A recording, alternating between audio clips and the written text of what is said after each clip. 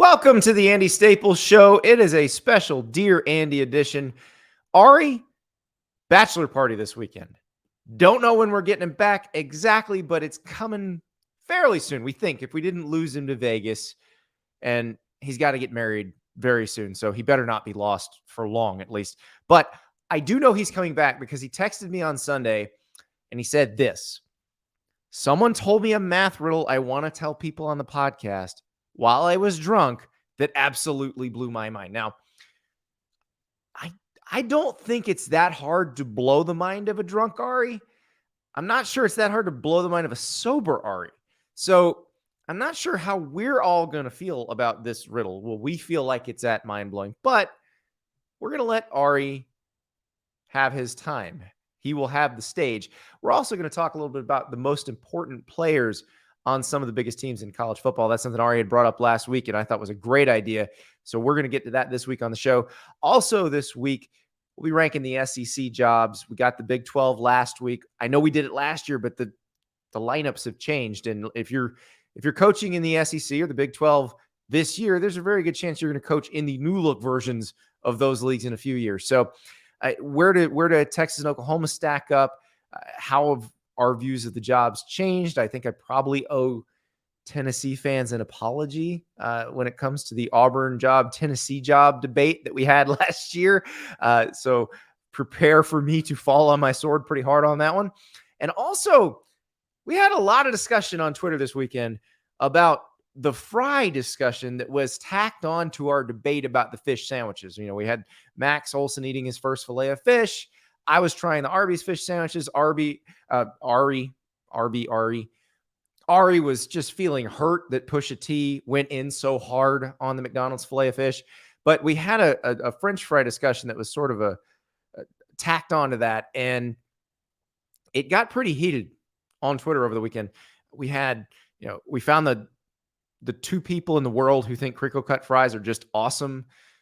We found a bunch of people who tried to tell me that Chick-fil-A fries don't taste good when I know they do because my taste buds work and theirs don't.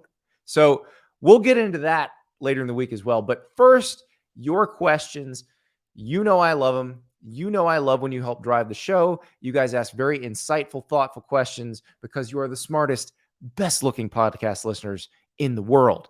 We'll start with a couple of questions that I actually answered in the written version of the Dear Andy mailbag on The Athletic last week. But now that we know the identities of the Final Four teams in the NCAA basketball tournament, we've seen the Sweet 16 and the Elite Eight. Neither of those had happened when I answered this mailbag question. I think it makes it even more interesting. So we'll start with Justin's question. If college football does get an expanded playoff done, what would the college football equivalent of St. Peter's making a playoff run like they have? What teams over the past couple of decades would have been the scariest team to play with an expanded playoff? And this question also came from Rob. How much chaos is too much in March Madness? We all love seeing Kentucky lose to a 15 seed, but if the Final Four was all 13 plus seeds, it would likely draw the lowest ratings ever. What does your ideal Sweet 16 look like? And is it better to sprinkle in the upsets everywhere or to have one region become complete chaos? Well, I think we're going to combine these two because what you saw, I think, out of the second weekend of this NCAA tournament was sort of the perfect storm of what an expanded college playoff in football should be, because you had a lot of blue bloods, some upstart power programs, one completely out of left field team, and you got some exciting results.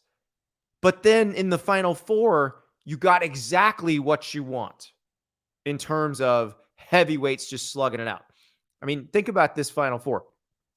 Kansas, Villanova, a 1 seed from one region, a 2 seed from another region, a team that has played in the Final Four a bunch of times in Kansas, a Villanova team.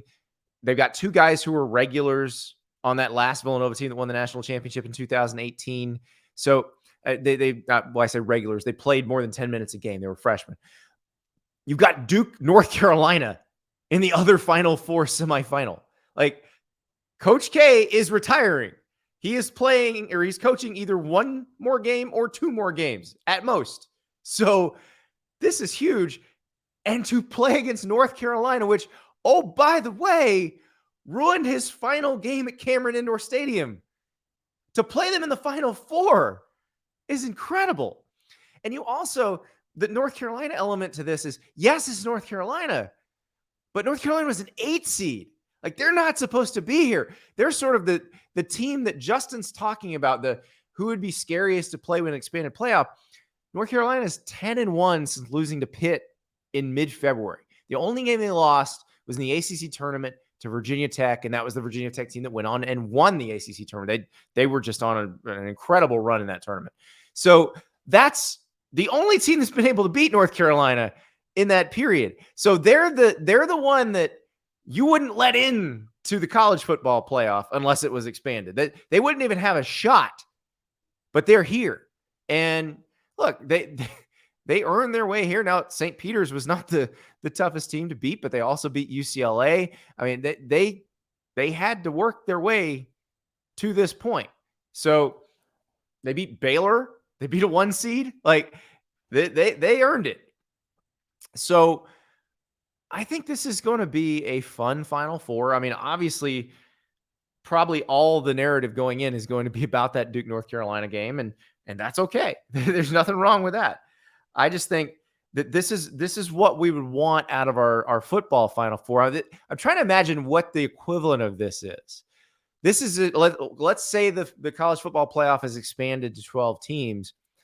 This is like North Carolina getting it as an 8 seed is probably Notre Dame getting it as an 8 seed, or Oklahoma getting it as an 8. This is a good team that maybe wasn't so good during the regular season, but has really good players, and then put together a really nice run. I think that's probably the best equivalent to that. And then you'd have Kansas, which is your equivalent to Alabama or Georgia or Ohio State, one of those that is kind of always in the mix, that is always has a chance to make it.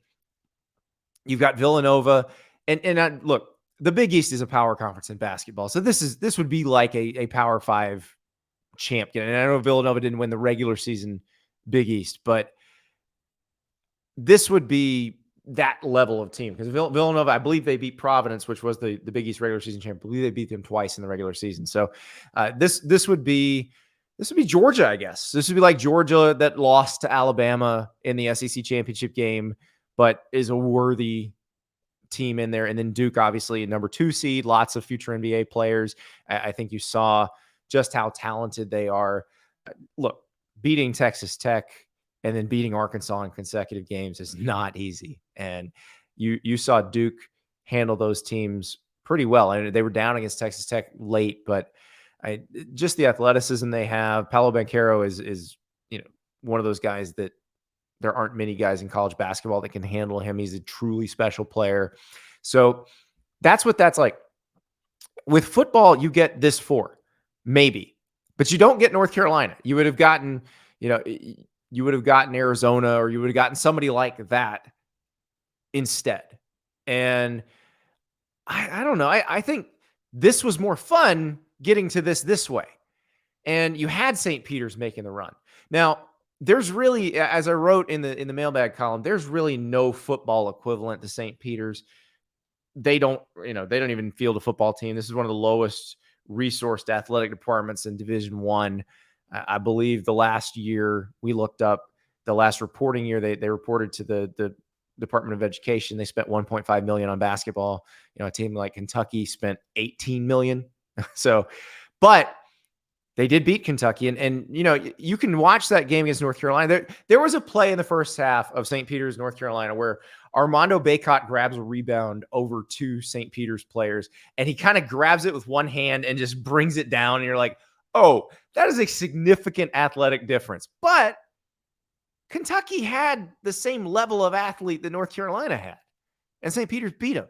Purdue had some guys that would easily play at North Carolina or easily play at Kentucky, and St. Peter's beat them.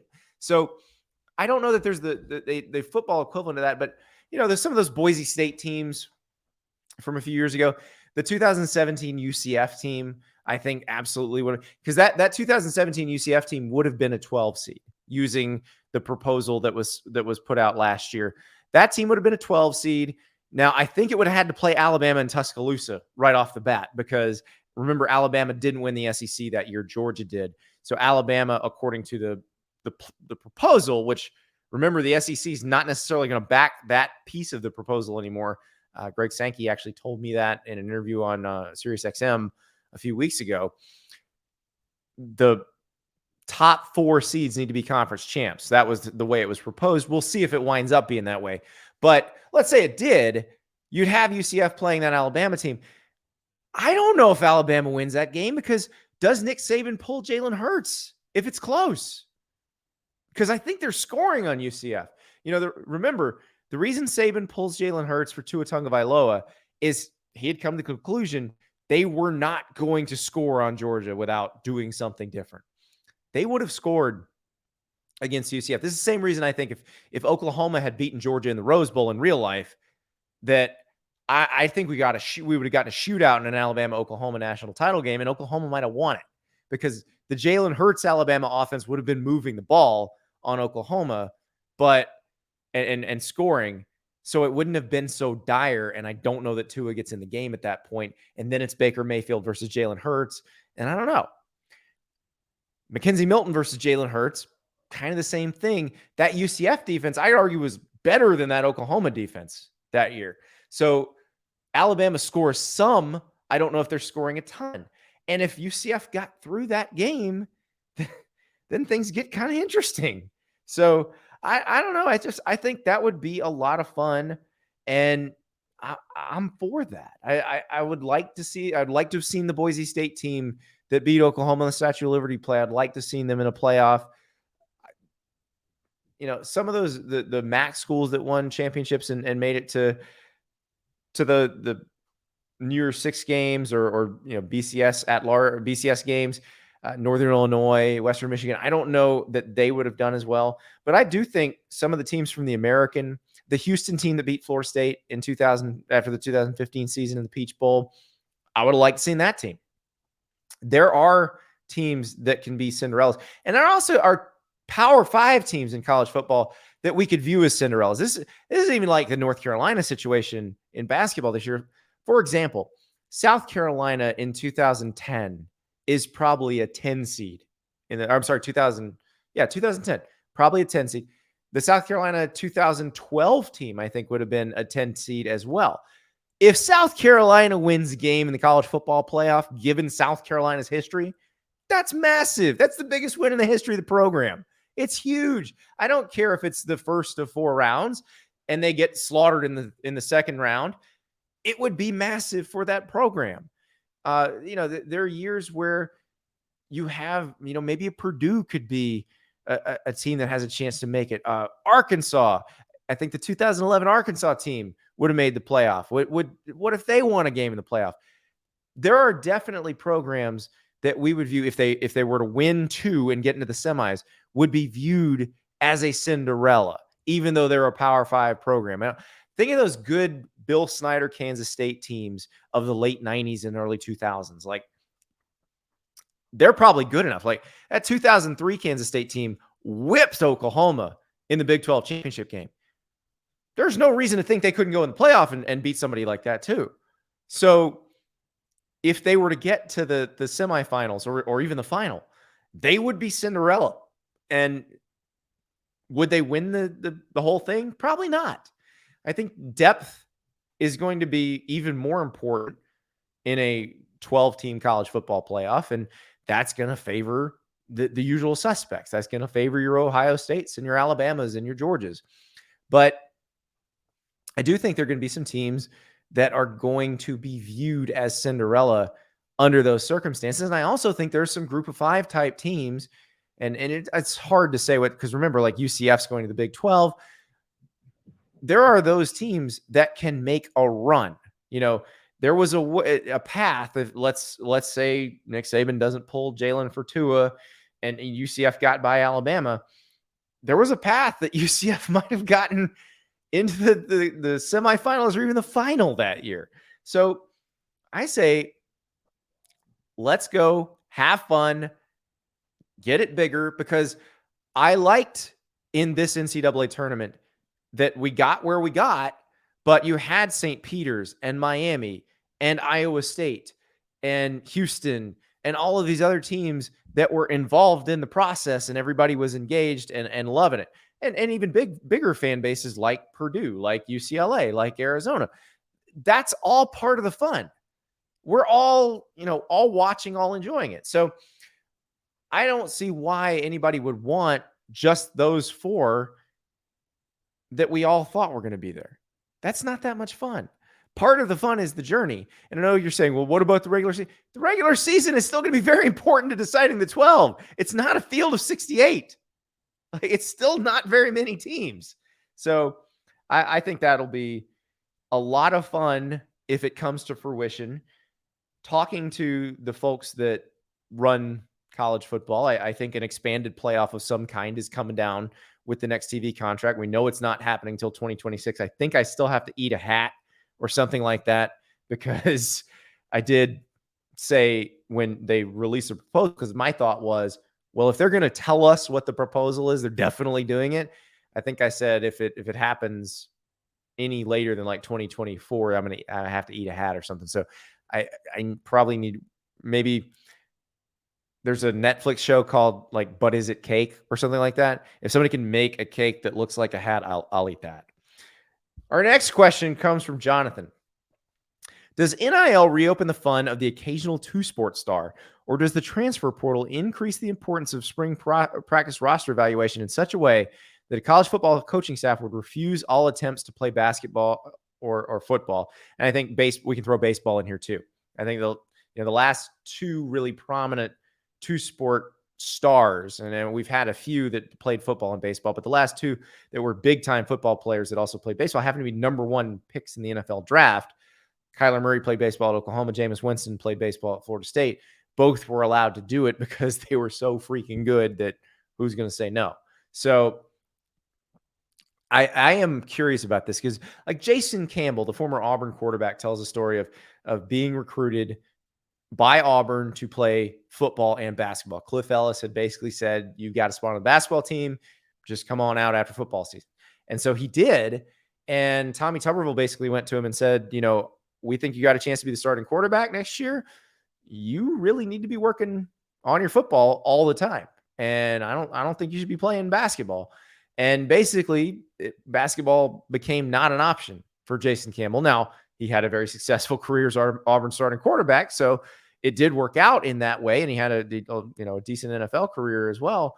But I would like to see that. I love the two-sport, like Dion. I'm not sure we're ever going to see another Julius Peppers, a guy who is really good at football and also really good at basketball. Charlie Ward's another one like that. I remember talking to Charlie Ward, and I'm just thinking the entire time, how good of an athlete do you have to be to win the Heisman Trophy and then be like, nah, I'm going to be a first-round draft pick in basketball anyway? Like, that is crazy.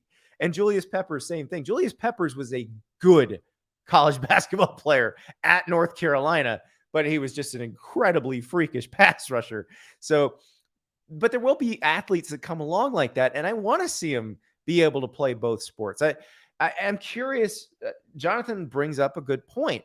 I think from an NIL standpoint, the better you can be at both of them, the bigger you can be from an NIL standpoint. Like Kyler Murray in the NIL world would have been massive because of both of those things. The baseball might have been bigger at first. He might have been down for serious baseball money. Remember, he was drafted, I believe, number 5 overall by the Oakland A's. And so you would have had that part going on, plus the football part, especially as he's blowing up and moving toward the Heisman Trophy in 2018. I think there's an opportunity there for a guy, especially at the right school. I think Peppers is an interesting one because, yes, North Carolina was pretty good when Julius Peppers was there in football, but not like they are in basketball. It was not the same thing. And so I think a program at that level can't really demand that guy just stick to football. I think it's better for them to just let him go do what he wants.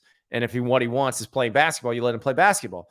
So I think we might see that more at that level. Like Ole Miss is a good example. Now, John Rice Plumlee, the quarterback who was also a very good baseball player, has moved down to UCF. But Jerrion Ealy, the running back, was a really good baseball player. I believe his last season was wiped out by a shoulder injury suffered in football. So didn't really get a chance to see what he could be as a baseball player. He's going to be an NFL running back. So that's where he's at now. But that we're going to see that there will be an opportunity for that. And I do think if you have somebody who's a very good, like a really good pitcher who also plays another position, I think Jameis Winston was in this situation. He was a pitcher and played quarterback. And I think that circumstance can work, and you can make big NIL bucks, especially if you're really good and playing for programs that matter in both sports. I think it kind of, honestly, I look at the Peppers thing. If your second sport is the bigger sport at the school, I think that probably gives you a better chance of playing it.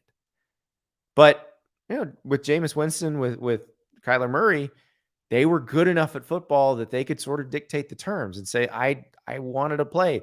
And I also think with the transfer portal being what it is now, and the rules being what they are, where you can transfer right away as an undergraduate and play, if someone tells a lie or doesn't follow through on a promise that a guy can play 2 sports, he could just leave, because that's one of the things that matters. Charlie Ward, the reason he went to Florida State is because Bobby Bowden had let Brad Johnson play basketball and football. So Charlie knew that Bobby was not going to go back on his word. He was going to let him play basketball and football, and he did. So the coach is going to have to be true to his word.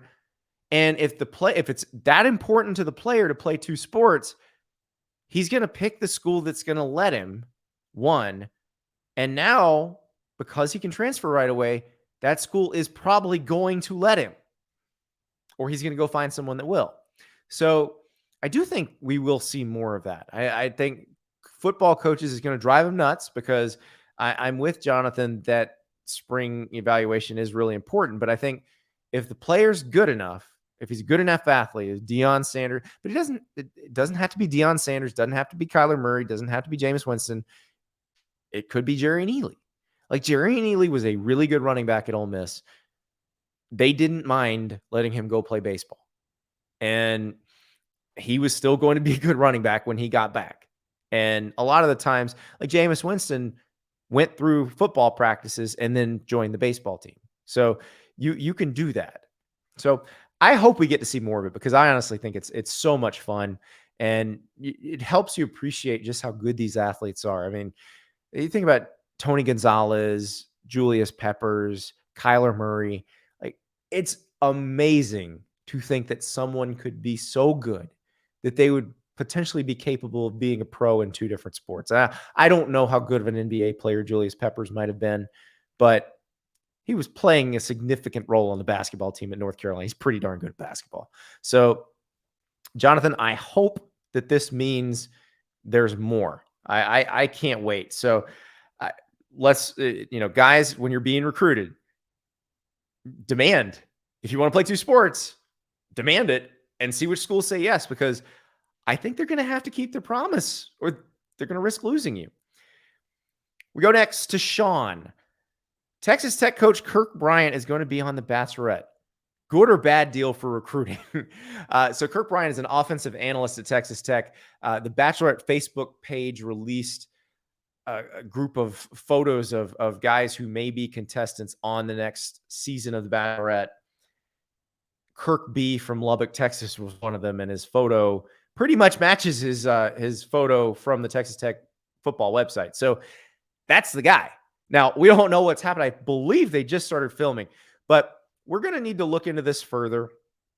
I don't watch the show, but there is a very devoted group of Bachelor/Bachelorette fans in the athletics college football universe. So we're going to need to get David Ubben on. We're going to need to get Nicole Auerbach. We're going to really need to break this down. I believe Chris Vanini's in that bunch. We're going to have to break this down further with people who really, really know what they're talking about, because is it good for recruiting? I guess it depends on which members of the family you're recruiting, but you're going to be recognizable to some of them. That is a very, very popular show. The question is, does he fall in love? This is the twist, I gather. And I did more research into The Bachelorette before this recording session than I've ever done in my entire life. I guess there are going to be 2 bachelorettes on this season. So there's 2 ladies. So that doubles his chances of finding love. So I don't know if he finds love. Does he keep going? There's so many people I guess I could ask about this. Jordan Rodgers, former Vandy quarterback, works for the SEC network now. I've done some radio with him. He was the Bachelorette. I believe he is currently married to the woman he met on the show. So he's one I could probably tap to learn something about this. Aaron Murray, the former Georgia quarterback, his brother was a contestant. I don't on the Bachelorette. I don't. Was his brother a bachelor? I'm not the right person to ask for this stuff, but we may have to get one of these folks on to kind of explain it to us. Jesse Palmer, obviously former Florida football player, was the Bachelor early. That's the only season I ever really watched a few episodes because they had a spy among the ladies vying for Jesse's affection, and it was a lady named Jenny Shirali, and Jenny was not eligible to find love because Jenny was already married. Jenny is the wife of Nick Shirali, former Gators walk-on wide receiver, one of Jesse's best friends. So basically, Jenny was there to report back to Jesse all of the stuff that was going on in the mansion. I watched those episodes once Jenny, who I went to middle school with, once she was off the show, I was done. I was out.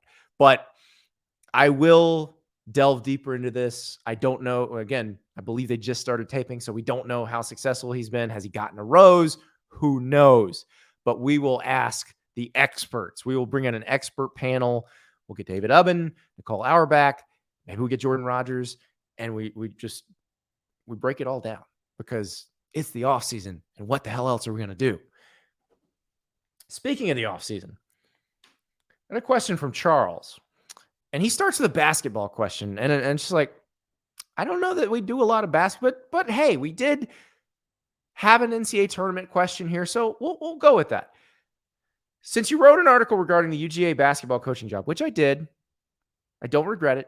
I still believe everything I said, and are very familiar with Florida athletics. What is your take on Mike White moving from Florida to UGA?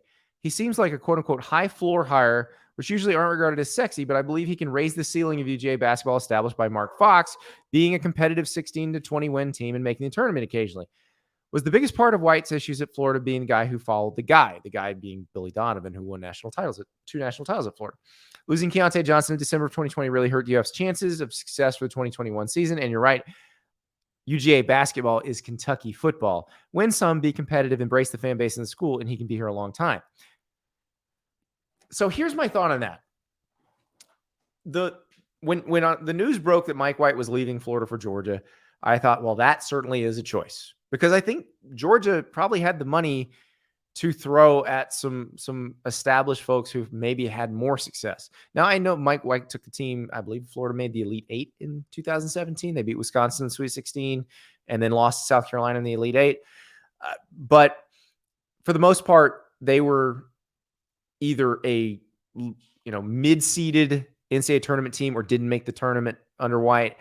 And that, after what Billy Donovan established, wasn't good enough. Do that at Georgia, and like Charles said, it represents an improvement over what's been going on there. It represents an improvement over the Tom Crean era. But I thought they could do a little bit better, and that's why I made the comparison to what Mark Stoops has done at Kentucky. Now, Mark Stoops doesn't like that. I've talked to him about this. He does not like when we say that it's the best job in college football, and because you can get the kind of results that would get you run off at, say, Alabama or Georgia or LSU, and they build a statue of you. That he doesn't like to hear that, and I understand why. Because what he took over when Joker Phillips was fired was a dumpster fire. It was awful. And he brought Kentucky football back from the brink. He brought the fan base back because this was a very loyal fan base. Everybody thinks Kentucky's a basketball school, and it is. But they have a very, very loyal, supportive football fan base that had been through a lot. They had come and shown up for a lot. And the Joker Phillips era had pretty much soured them on the Enterprise. And so Mark Stoops gets there. and he had to work his butt off to get them where they are.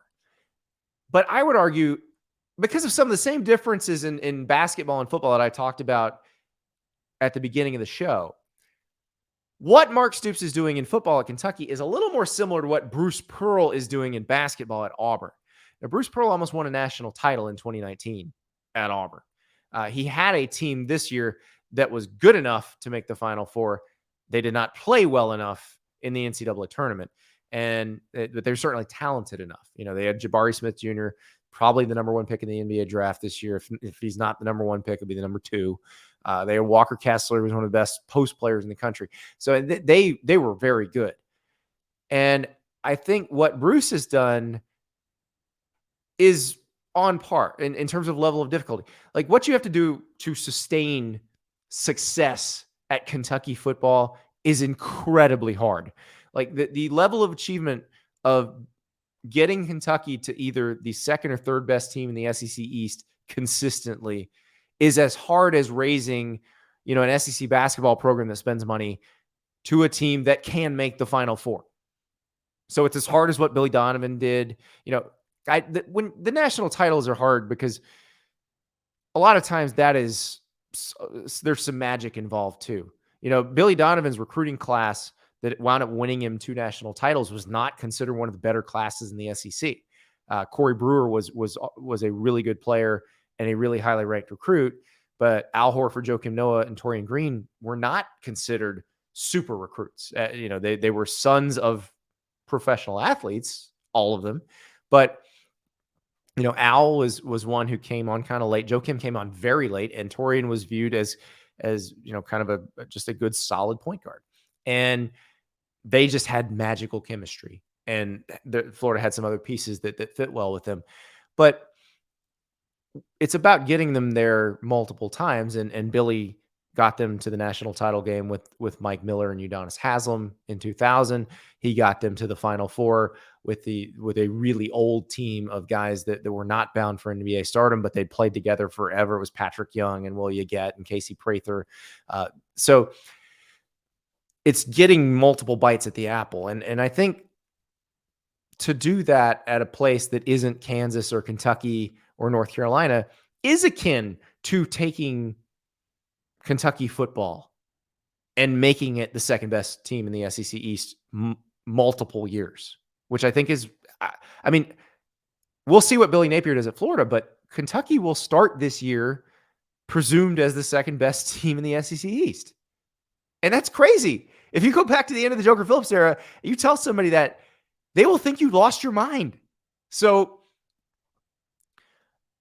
that's where I thought Georgia could hire somebody like it doesn't, not actually Bruce Pearl, not the salesman aspect of it, but someone who could potentially be that guy. I think we've seen what Mike White is, which again, that represents an improvement for Georgia, but not necessarily what they're going to ultimately want. So it might, and now I do agree that the guy after the guy thing, there's a lot, and we'll see that when Nick Saban ultimately retires. We're seeing it with a couple different people. We'll see it with Brent Venables. What can he do at Oklahoma now that Lincoln Riley's gone? Lincoln Riley was a guy after the guy who actually did really well.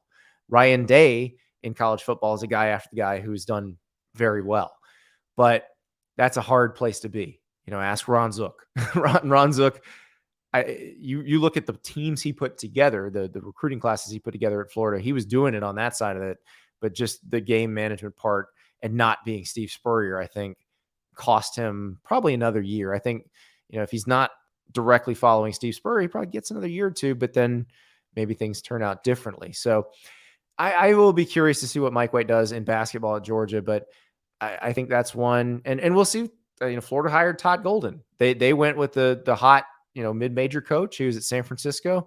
We'll see if that's good. But the SEC in basketball is a snake pit, just like it is in football now. They didn't get anybody in the Final Four, but they were consistently good.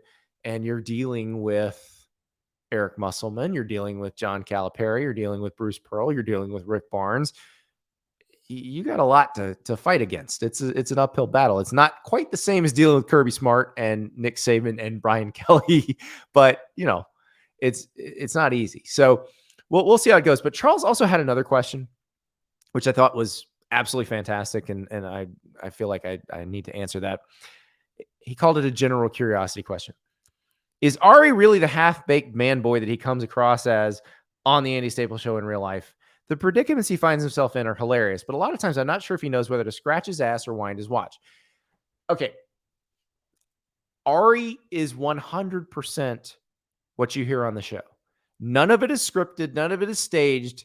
None of it is even embellished for the benefit of the show. He is that person 100% of the time. And if by that, I know what you're thinking. So he's a sitcom character 100%. Yes, he is. He is a living, breathing sitcom character. And frankly, I don't think we do enough with it. I think we probably need an episode where he's my butler or I'm his butler. And we'll get that. Finally, with all the COVID restrictions lifting, we're getting to travel more. I do think we're going to get more of that. I'm very, very excited about our plans for this football season. Ari's never been to a game in the SEC. I'm going to take him to a week of the SEC. We're going to pick the game, and I'm going to have you guys do that. So let's do that this week. I'm going to give you a choice of some games, and we're going to try to figure out the best game for Ari to go to. I think Florida, Tennessee in September is a good potential game. I think Knoxville's going to be hopping for that one.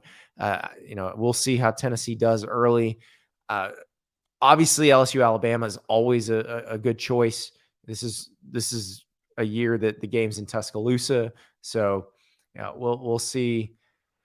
I know I want to take him to Tiger Stadium, but I'm just not sure when we want to. I kind of want to do this early, so that's the other issue too. Is that game's not until November.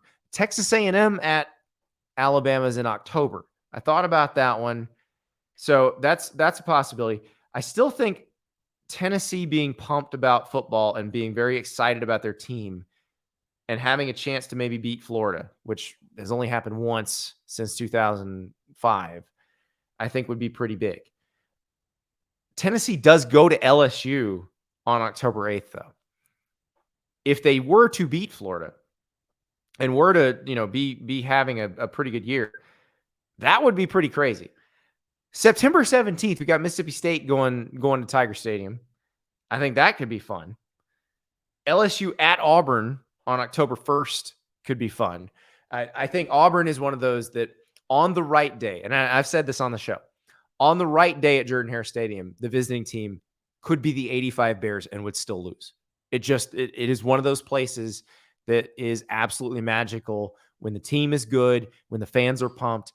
The problem is I'm not sure they're going to be all that pumped this year. And at that point, I'm not sure how pumped they'll be about their team. So that one I'm a little worried about. But that Tennessee LSU game in Baton Rouge, that's starting to look very attractive. But what I want to do is I want to take Ari kind of through the league, and then we want to spend a week. Like he flies to meet me. He can stay at my house that Sunday night, and I'll take him out and show him Gainesville. And then we just head out. Maybe we go to Athens, maybe we go to Tuscaloosa, maybe we go to Knoxville, and then we wind our way to wherever it is we're going. Whether if it's that Tennessee LSU game, we get to Baton Rouge. If it's Florida Tennessee, we wind up in Knoxville. But show him the whole week and the pageantry and the crazy nights in the bars and all that good stuff. So I want you guys to let me know at Andy_Staples on Twitter. I could do a poll, but I honestly think there's too many choices to do a poll. So let's just go with, you tell me, what is the game that I can take Ari to? Let's just say early October is going to be our cutoff. So sorry for the LSU Alabama game. We'll get him to one of those eventually. But let's say early October is our cutoff. October 15th at the latest. Which game should I take him to? You tell me, and we'll figure it out. And we're going to have the greatest week of podcasts that you ever heard. I'm just telling you right now, I'm going to love it. And then, just imagine the situations Ari's going to get himself into. That's the thing. I don't have to do anything. I just wind him up and let him go. And Charles, I'm telling you right now, that's who he is 100% of the time. So we don't know what he's going to be like. We get him going in a bar in Tuscaloosa. He's probably going to say something ridiculous about Ohio State being better than everybody else. And we might wind up running for our lives. Who knows? I can't wait. That's all I know. But on Tuesday, we should, if we got him back from Vegas, we didn't lose him to Sin City, we should have Ari back. And we talking most important players on your favorite college football teams. And Ari has a riddle that blew his mind when he was drunk that we'll probably solve in about 2 seconds. But we won't tell him that. Talk to you later.